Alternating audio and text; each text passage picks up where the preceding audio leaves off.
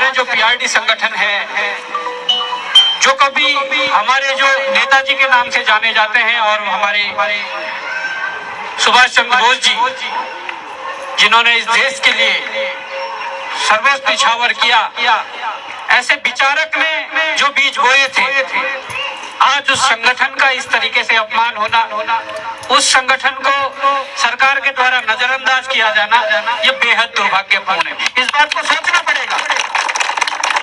जो बीजेपी राष्ट्रीयता के नाम पर वोट मांगती है, तो ये कौन है? मैं पूछना चाहता हूँ, ये जो लाइन चल रही है, जो वीडियो बन रही है, ये धामी जी से प्रश्न नहीं है, ये प्रश्न सीधे मोदी जी से भी है, ये इनके टॉप लीडर से है कि जिस राष्ट्रीयता के नाम पर तुम वोट मांगते हो, आज उस महापुरुष को, सुभाष चंद्र बोस जी को, जिन्होंने ये बीज रोपित किए थे, देश की आजादी के लिए पहले बोला था कि ऐसा एक संगठन बनेगा, फिर लड़ेंगे, तमाम प्रकार की चीजें होंगी, उसी आधार पर उत्तराखंड में भी ये संगठन है, ये तब का संगठन है और सबसे बड़ी दुर्दशा इसी संगठन की कर रखी है।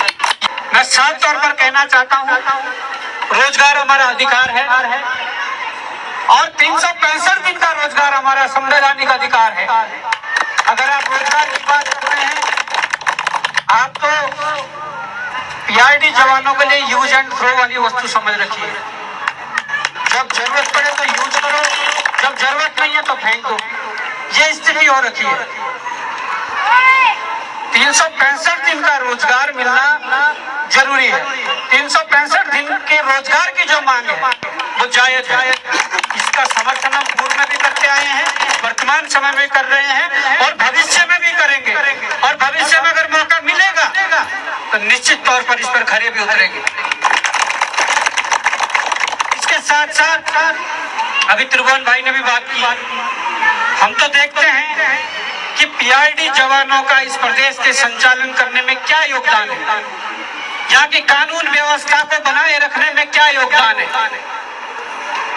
देश की सबसे बड़ी धार्मिक यात्रा चार धाम की जो यात्रा है, उस यात्रा के सफल संचालन में पीआरडी जवानों का क्या योगदान है हम जानते हैं।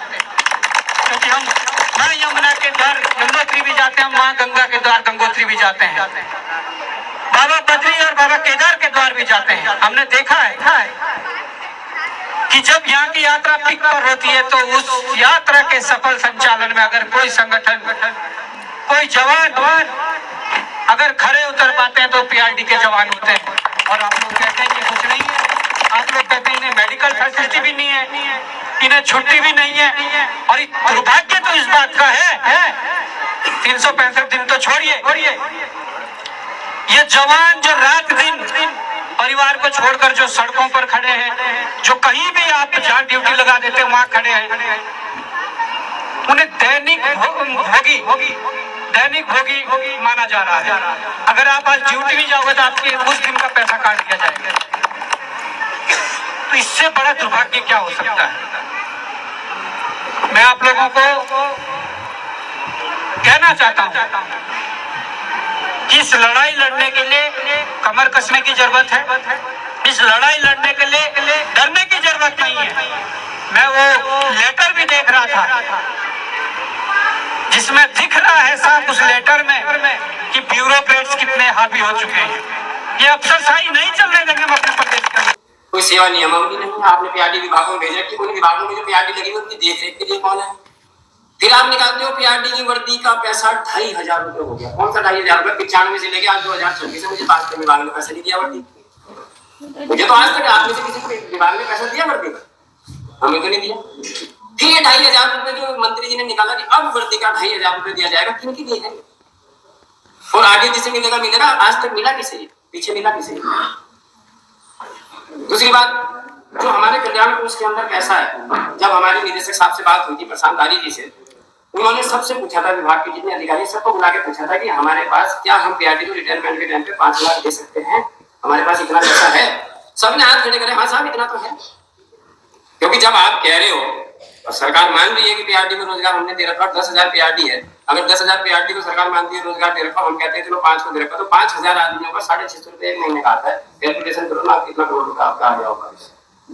उस करोड़ में से फिर आप ये देख लो आपने बांटा की, अब बांटोगे कहाँ भी, जब से आपने 650 करा तब से 10 साल हुएगी किसी को, अभी तो 10 सालों से तब होंगे ना जब 10 साल बाद मिलेगा। अभी तो वो पैसा आपके पास ही है ना, आप उस पैसे का दुरुपयोग क्यों कर रहे हैं, मिसयूज क्यों कर रहे हैं? जैसे पीआरडी के धंधे के लिए क्यों नहीं लगा है? अगर आपके पास वो पैसा है तो उस पैसे के लिए पीआरडी के लिए मेडिकल की सुविधा खोल दो, कहीं डिस्पेंसरी खोल दो कि भाई यहाँ पीआरडी को छूट है, भाई इलाज कराओगे अपने माँ बाप को, कोई डिस्पेंसरी में तुम्हारे लिए छूट है, 10 रुपये की पर्ची में तुम्हारा इलाज हो जाएगा, ऐसा करते आप वो भी लेंगे। हमारे यहाँ अभी उसका पैर टूट गया, पैर खत्म हो गया, आप तो सीधी कर दिया आपने, तो गया काम से।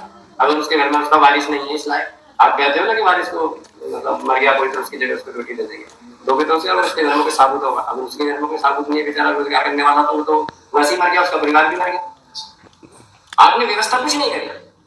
मैं हूं, अगर मैं कल को ऑन ड्यूटी में चला गया और आपने कहते ठीक है भाई आपको बच्चे को नौकरी मिल जाएगी, नहीं है मेरा संस्कार, तब मेरा परिवार कैसे चलेगा? या मेरी वाइफ नहीं कर सकती तब मेरा परिवार कैसे चलेगा? क्योंकि मैं तो 95 से और आज तक हूँ, मतलब 30-35 साल आपकी जिंदगी गुजार दी आपके यहाँ, मुझे मिला के आज तक, या मैंने जोड़ा के आज तक।